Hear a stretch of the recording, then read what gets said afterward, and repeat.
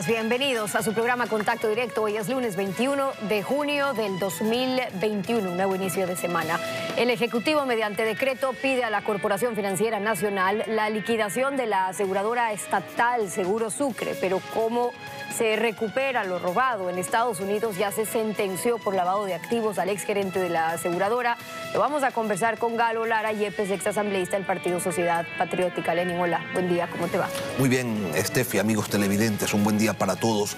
Se anuncia además un proyecto de ley de reforma a la educación superior, ampliación de cupos para universidades, creación de institutos técnicos y más.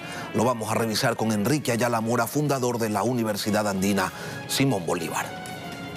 Antes vamos con información. El presidente Guillermo Lasso partió este domingo a Estados Unidos para someterse a una operación en la médula espinal. Y sobre el plan de vacunación, el mandatario comunicó que se ampliará el rango de edades en ese plan de inoculación y aclaró que seguirá al mando de la presidencia desde el extranjero. Autoridades militares y civiles acudieron a la base aérea Simón Bolívar en Guayaquil para rendir honores y despedir al presidente Guillermo Lasso antes de su viaje rumbo a Miami, Estados Unidos, para someterse a una operación calificada de mediana complejidad en la médula espinal. Está previsto que este martes 22 de junio el mandatario ingrese al hospital donde será intervenido. Su operación está agendada para el miércoles 23 de junio. Espera que entre jueves y viernes pueda salir de la casa de salud e iniciar un proceso para recuperar la plena movilidad de sus piernas. Lasso afirmó que el plan de vacunación seguirá siendo prioritario durante su viaje. Explicó que ante el ausentismo reportado en distintos puntos de vacunación, ha solicitado abrir la inmunización a más edades. Acabo de instruir al señor vicepresidente de la República que ampliemos el rango etario para la vacunación. Dado que hay poca asistencia, hay comodidad, no hay colas, no hay filas. 10 días tomará el viaje de Lasso a Estados Unidos. Su retorno está previsto para el 30 de junio. Pese a su salida del país y la intervención médica, el presidente Guillermo Lasso manifestó que será él quien se mantenga al mando. En primer lugar, yo sigo al mando del cargo de presidente de la República. Ustedes saben hoy la facilidad de las tecnologías. Estaré a una distancia de una llamada telefónica o una comunicación vía Zoom, así que continuaré. Lasso viajó acompañado de su esposa María de Lourdes Alcíbar y 3 miembros de seguridad de presidencia.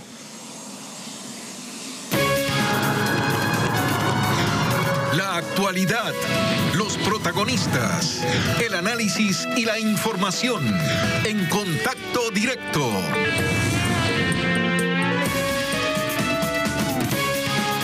El exasambleísta Galo Lara desde el 2010 ha venido denunciando irregularidades en Seguro Sucre una vez que el gobierno ordenó que todas las empresas públicas contraten con esta aseguradora estatal. Denunció una unidad de seguros que funcionaba en Carondelet. En 2011 denunció al fiscal por el caso de Reaseguros. Antes había denunciado los nexos de amistad del régimen y el gerente de Seguro Sucre y los posibles nexos también de corrupción. Casos que la justicia estadounidense ya ha evidenciado. Hay una sentencia, por ejemplo, en un caso de lavado de activos y sobornos para favorecer a empresas del Reino Unido para poder conseguir contratos en Ecuador. Galo Lara, bienvenido a Contacto Directo. Gracias, Estefi. Muy buenos días al Ecuador entero y buenos días a mi provincia de Los Ríos. Estoy a sus órdenes. El 15 de junio, por decreto, el presidente de la República dispuso ya la liquidación de Seguros Sucre. Pero ¿qué tiene que pasar antes o a la par de esta liquidación? ¿Qué faltaría aquí para poder mostrar cómo se tejió una red irregular de intermediarios y de reaseguradores? Bueno, el Ecuador tiene claro lo que ya habíamos denunciado antes. Hoy ha sido comprobado y sentenciado.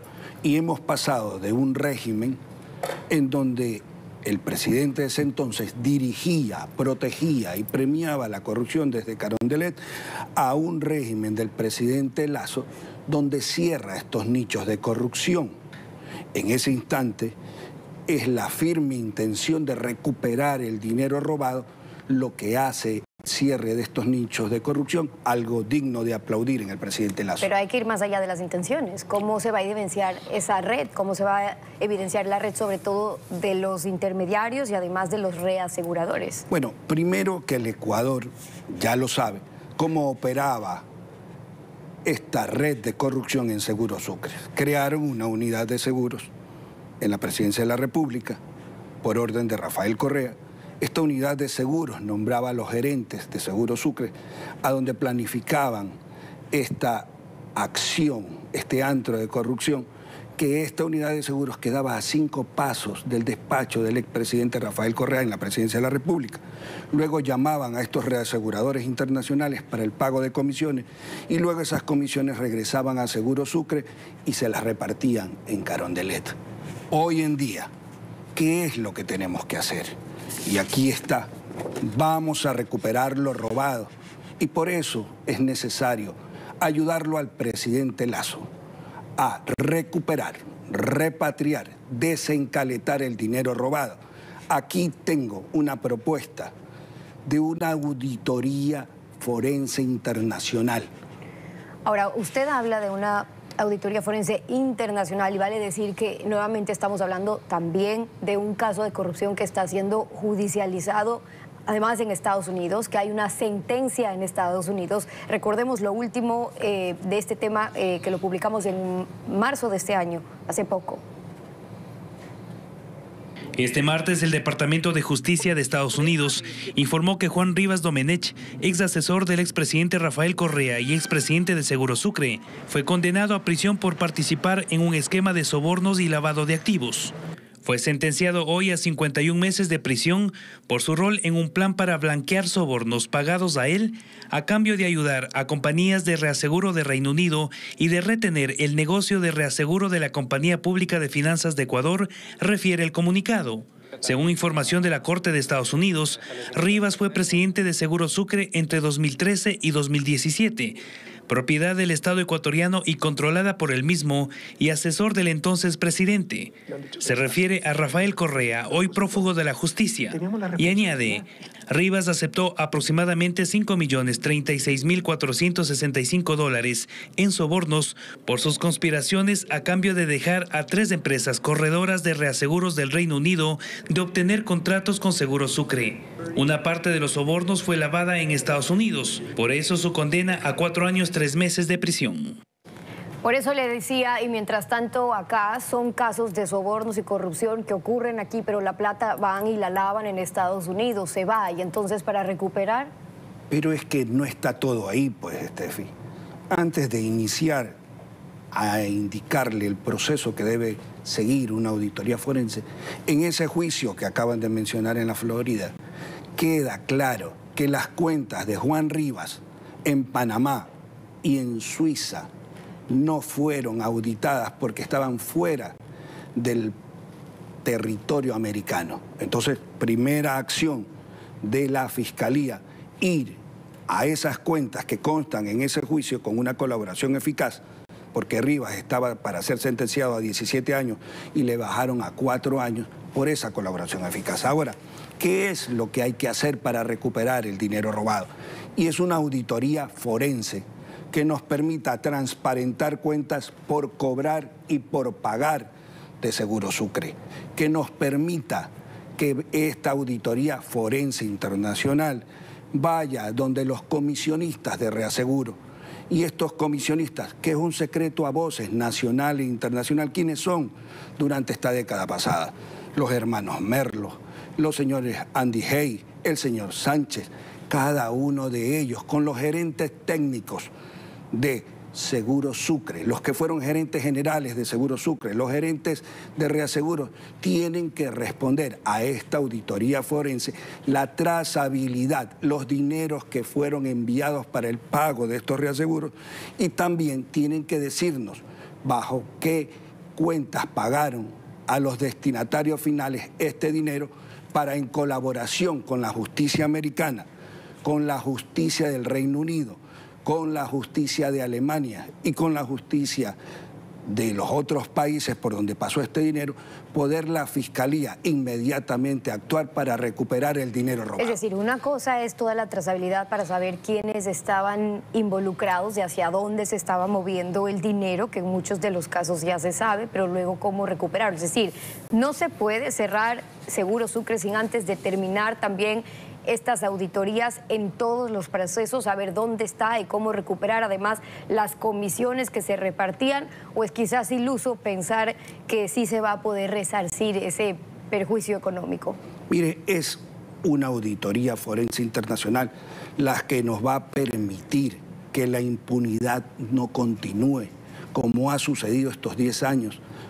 Steffi, si no hubiera intervenido la justicia americana, hasta hoy, las denuncias que le presenté a Rafael Correa semana a semana en su despacho, créame que tengo un sentimiento encontrado porque fui criminalizado por haber denunciado estos actos de corrupción. Sin embargo, a pesar de eso, el tiempo me da la razón y hoy esa auditoría forense internacional tiene que ganarle el partido a la corrupción para que no impere la impunidad. Ese decreto además ordena que la Junta de Accionistas de Seguro Sucre nombre a un liquidador y que no tenga o que no haya tenido un vínculo alguno con la compañía. Y se ordena además el cese de nuevos negocios y la emisión o la extensión, la renovación de nuevas pólizas de seguro. ¿Cómo debería dirigirse esa liquidación, también sabiendo que hay deudas pendientes a algunas entidades públicas? Al establecer la auditoría forense, si es que esos reaseguros en el exterior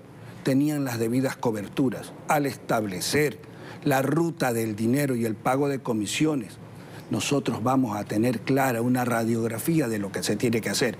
Y el liquidador de Seguro Sucre tiene que ser una persona que no sea vinculada a ningún partido político, tiene que ser un experto en lavado de activos, tiene que ser un experto en seguimientos de cuentas, porque hay que recuperar el dinero robado. El dinero de Seguro Sucre es el dinero de los ecuatorianos que tanta falta nos hace hoy en día para vacunación y medicina de hospitales. A partir de este decreto, las instituciones y las empresas públicas deberán contratar los seguros mediante procesos públicos. ¿Y eso qué significa? Que en teoría tienen que ser competitivos, que tienen que ser transparentes y además que se deben fijar en la calificación internacional en el tema de riesgo de los reaseguradores. ¿Cómo asegurar que así ocurra? Y pregunto esto, ¿por qué? Porque ya tenemos los antecedentes de lo que ha pasado, es decir, cuidado y nos vamos de no hay que hacerlo solamente con una aseguradora estatal, a los privilegios, los convenios de los 2, 3 amigos del gobierno de turno, de aseguradoras que se privilegiaban por las relaciones o los nexos que tenían con el Estado, y luego lo que vemos es que un lado de la corrupción en el tema de seguros simplemente se pasó al otro. Bueno, la liquidación de Seguro Sucre no tiene nada que ver con aquellas nuevas contrataciones de pólizas del Estado.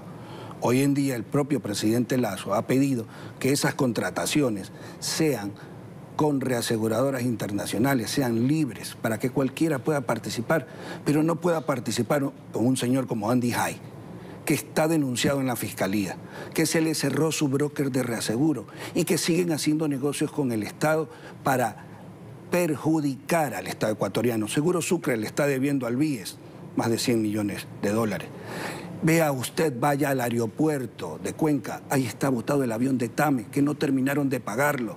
Recuerdo tanto, una de las tantas denuncias que presenté, 2,5 millones de dólares pagaron por un repuesto de un avión al Ministerio de Defensa. No vino el repuesto y nunca se recuperó el dinero. Eso tiene que acabar. ¿Por qué a su juicio, si son casos que están siendo en alguna parte judicializados en Estados Unidos, y aquí se conoce quiénes estarían vinculados con una trama de corrupción que tiene que ver con los aseguros y con los reaseguros, faltan pasos aquí para llegar con todo si se quiere desmontar un sistema corrupto de contratación en el tema de seguros? ¿Qué pasa? ¿Qué falta? ¿O es que temen a quién va a afectar más arriba? Bueno, las mafias de los seguros en este sentido han sido claras. No han permitido todos estos años que en la justicia ecuatoriana sean ellos sancionados. Han gozado de impunidad y de protección que la tenían desde Carondelet. Hoy en día, si no fuese por la justicia americana, no tendríamos estos resultados.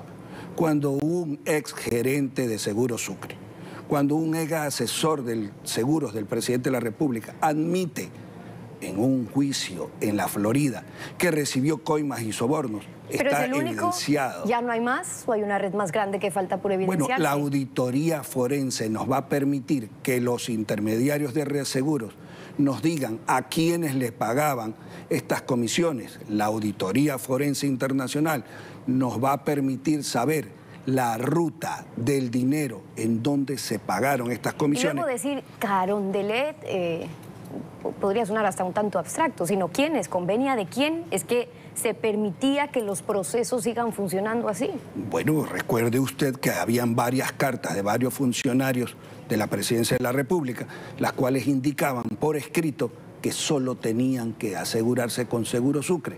Ese era el convenio al que llegó Rivas con Rafael Correa, de que todos los aseguradores tengan en el Estado ecuatoriano con Seguro Sucre su única compañía. Pero ahí se partió de una idea, digamos, legítima en su momento de pensar por qué se sigue beneficiando a una o dos, tres aseguradoras privadas, mejor que sea con una aseguradora estatal. A usted lo acusaron que más bien podría estar defendiendo a esas aseguradoras privadas y que por eso atacaba a Seguro Sucre, pero en la práctica, ¿qué pasó? En la práctica, ¿qué pasó?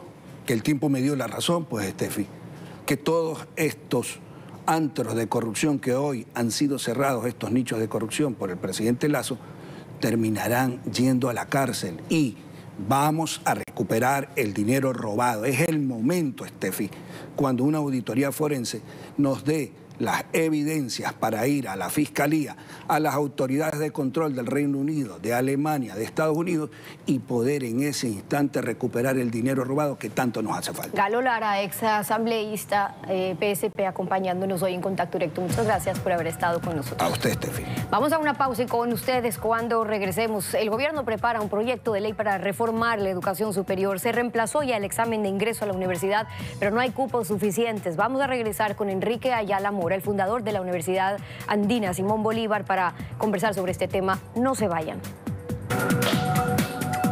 Para la segunda semana de julio se anuncia un proyecto reformatorio a la Ley de Educación Superior. Así lo anunció el presidente de la República, quien días atrás se reunió con rectores y representantes de las universidades del país. Que el objetivo es tener universidades libres y jóvenes libres, dijo. La pregunta es cómo se llega a ello. Y para analizar esos caminos nos acompaña el doctor Enrique Ayala Mora, fundador y ex rector de la Universidad Andina Simón Bolívar. Buenos días y bienvenido a Contacto Directo.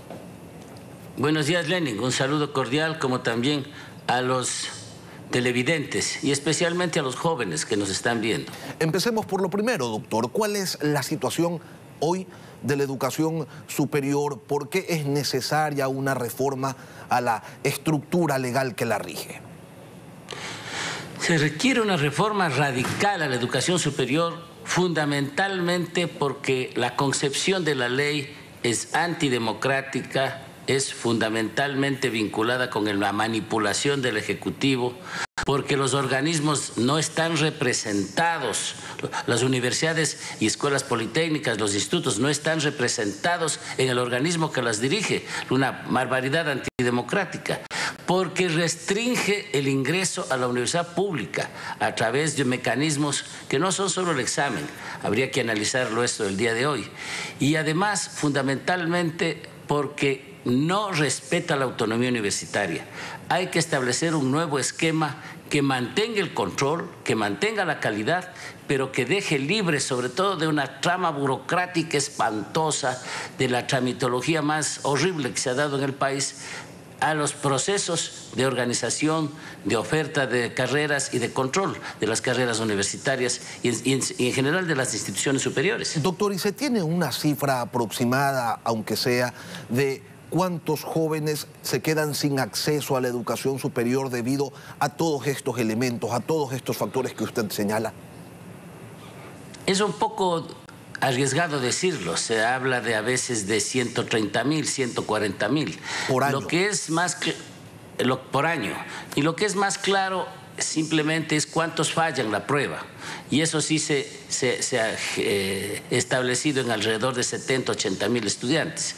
Es decir, en definitiva, la educación superior no ofrece alternativas. Y comencemos por ahí.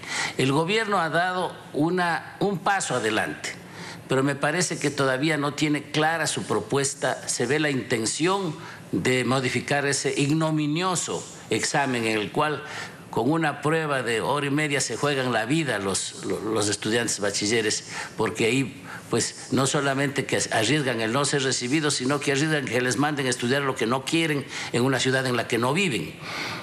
Entonces lo que hay que hacer es efectivamente cambiar el examen único de ingreso por un proceso que combine la evaluación que es necesaria y también de conocimientos, dicho sea de paso, y desde luego la nivelación. Esas dos cosas tienen que venir juntas. Ahora, y eso es un proceso. Doctor, sí. Cuando se creó el Consejo de Educación Superior, se vendió la idea de que se necesitaba de un organismo rector que supervigile la calidad del sistema. Sin embargo, como todo en los tiempos del socialismo del siglo XXI, se configuró como un ente de control absoluto bajo la égida del poder de turno, donde desapareció la autonomía universitaria y se impusieron criterios que bajo la premisa de calidad terminaron negándole a millones de jóvenes la posibilidad de acceder a una carrera universitaria. Le pregunto, ¿es urgente la eliminación de los vicios de ese consejo, entre ellos su composición de dominio total por parte de los gobiernos de turno? Sin duda, Lenin, pero terminemos la idea anterior. Es que el acceso a la educación superior no solamente es promover que haya un examen y un proceso más justo, que se amplíen los cupos en las universidades, sino también que se hagan otras cosas, que se reabran los institutos superiores clausurados, que se reabran los normales, que se cargaron los normales quienes decían que eran alfaristas, que además se dé alternativas en el propio SECAP y sobre todo que se cambie el así llamado bachillerato único, que es una especie de camino sin salida solo hacia la universidad, dándole condiciones ya en el bachillerato al estudiante para que tenga alguna opción laboral. Y efectivamente esto implica pues también el cambio radical del Consejo de Educación Superior. El principio con el cual se organizó en el correísmo ese consejo fue que no debe tener representantes de las universidades porque las universidades son controladas por ese consejo. Obvio, no debe ser integrado ni por rectores ni vicerrectores, que son las autoridades de las universidades. Pero esto quiere decir que el consejo no está representado por quienes, no está integrado por quienes representan al sistema universitario. Único caso en el mundo. Tiene que tener vergüenza, ni en Venezuela es así. De manera que tenemos que volver al criterio democrático que la Universidad Ecuatoriana tiene desde 1925, de que además de los representantes del gobierno, como es obvio, tiene que haber representantes del sistema universitario, electos por los rectores, electos por quienes representan a la universidad, como en la Universidad Ecuatoriana fue siempre. Como se eliminó en la Ley de Educación Superior vigente para manipular la universidad, para que la universidad esté silenciosa, para que la universidad no pueda autodirigirse. Por eso lo sustancial ahora es insinuarle al presidente de la República y plantear a las universidades lo que ya algunos rectores han planteado, lo que ya algunos organismos estudiantiles han venido planteando, y es que no sea esta ruleta de carpetazos que está vigente, que el Consejo Electoral elige a partir de un concurso, que no se sabe a la larga qué es lo que se mide ahí, sino que sean los colegios electorales de las universidades públicas, las universidades particulares, las escuelas politécnicas, las instituciones de posgrado, los institutos, elijan los representantes que les corresponden, un Consejo de Educación Superior democrático y responsable ante el propio sistema de educación superior. Doctor, pero así era antes y sin embargo la calidad de la educación superior en el país no era la mejor de todas, más bien por el contrario, tenía muchas serias deficiencias. ¿Quién nos asegura que ahora, volviendo al modelo anterior, las cosas van a ser mejores?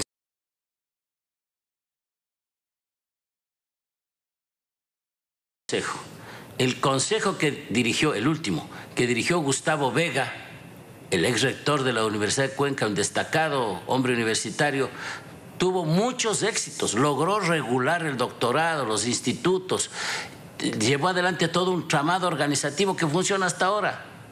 Es importante destacar que ahí ese consejo estaba democráticamente integrado.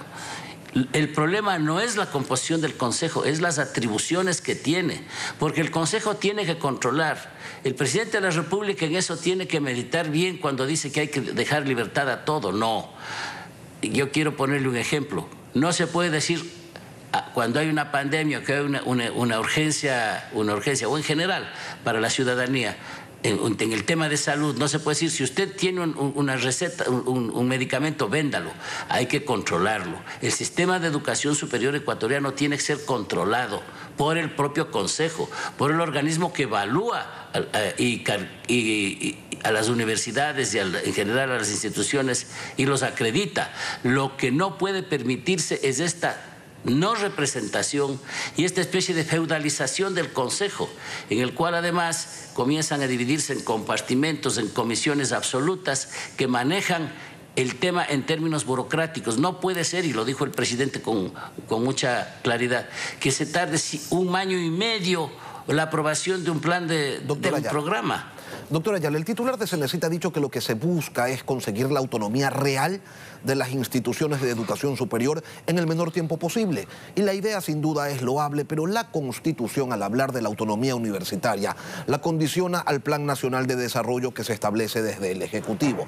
Entonces, una cosa es decir vamos a ir hacia la autonomía y otra totalmente distinta, el verdaderamente hacerlo, porque las reglas están marcadas en la norma superior y eso una ley, por muy orgánica que sea, no lo puede cambiar. Desde luego, pero la Constitución habla de la planificación nacional, no de tal o cual específico plan de desarrollo de este gobierno. Pero aunque así fuera, los planes de desarrollo son referenciales. Ese no es el problema fundamental, es el contenido, la interpretación que se dé a la forma en que, desde luego que debe haber, entre paréntesis, comencemos por ahí, debe haber coordinación entre el gobierno y sus esquemas de planificación con las universidades. Sin duda ninguna, pues las universidades están produciendo los intelectuales, los profesionales y las investigaciones que el sistema necesita, entre otras el gobierno.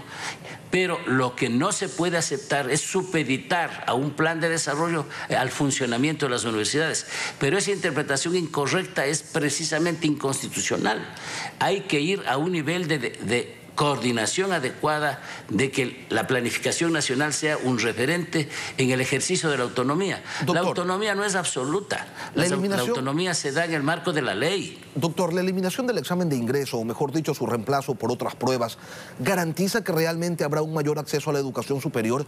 Porque el problema es que no hay cupos, que no ha habido la inversión suficiente en las universidades públicas. Por el contrario, ha habido recortes presupuestarios y entonces en lugar de crecer en infraestructura, en número de profesores, lo que vemos es una reducción constante y también que aquello del libre acceso es una utopía cada vez más lejana. Llamado libre ingreso, de que cuando uno tenía el título de bachiller tenía derecho a entrar a cualquier universidad que le gustara, sin ningún otro requisito, es un fracaso total que no hay que repetirlo. Yo creo que una cosa es plantear una ampliación de las posibilidades del postbachillerato, de la educación superior en el país, y otra cosa es el así llamado libre ingreso. Lo que hay que hacer en primer lugar es ampliar los cupos universitarios. Se puede hacerlo. Entre otras cosas, si se condiciona a las universidades la posibilidad de que tengan más estudiantes. Pero pongámonos un ejemplo. La Universidad Central, cuando llegó Correa al poder, tenía 46.000 estudiantes. Cuando dejó Correa al poder tenía 37.000. Ahora tiene un poco más, pero no ha llegado a la cifra que ya tenía hace 15 años. Yo creo que hay que aspirar que esa universidad, la más importante del país, pueda pues elevar el número de sus estudiantes, dándole más recursos a partir de que reciba más alumnos. Yo creo que ese es uno de los criterios fundamentales para el reparto de los recursos económicos que tiene que hacerse con las rentas que son propias de las universidades. Doctor, de la necesidad de crear institutos técnicos donde se pueda estudiar carreras cortas que se ubiquen en espacios del país, donde se dé respuestas a las necesidades productivas de esas zonas geográficas, se viene hablando desde hace muchísimo tiempo, pero nada se ha hecho. ¿Hay en ese discurso una solución al requerimiento de educación superior de muchos sectores del Ecuador o se trata simplemente de discurso? Se hizo una barbaridad, no solamente que no hemos avanzado, hemos retrocedido, porque antes se utilizaba la infraestructura física, los laboratorios, incluso la maquinaria de los colegios técnicos, algunos de los cuales son muy bien dotados, y planteando dentro del colegio un nuevo nivel de 2 o 3 años de técnico o tecnológico, se podía tener institutos técnicos que podían funcionar con menos recursos y con menos costo. Se eliminó eso, se desmanteló los institutos superiores que funcionaban en el marco de los colegios y ahora se crearon institutos superiores aparte, en menos cantidad, con problemas gravísimos de funcionamiento y sobre todo carísimos. Algunos institutos superiores El alumno de un instituto superior cuesta 4 o 5 veces más que el alumno de la Universidad Central. ¿Qué solución es esa? Hay que volver a la creación, cuando es del caso, de institutos superiores dentro de los colegios técnicos. Así funcionaba bien y creo que debe hacerse así. Y otra cosa, le vuelvo a insistir, Lenin, es muy importante. Hay que reabrir los normales. Se necesitan profesores que vayan a los sectores rurales, a la educación inicial.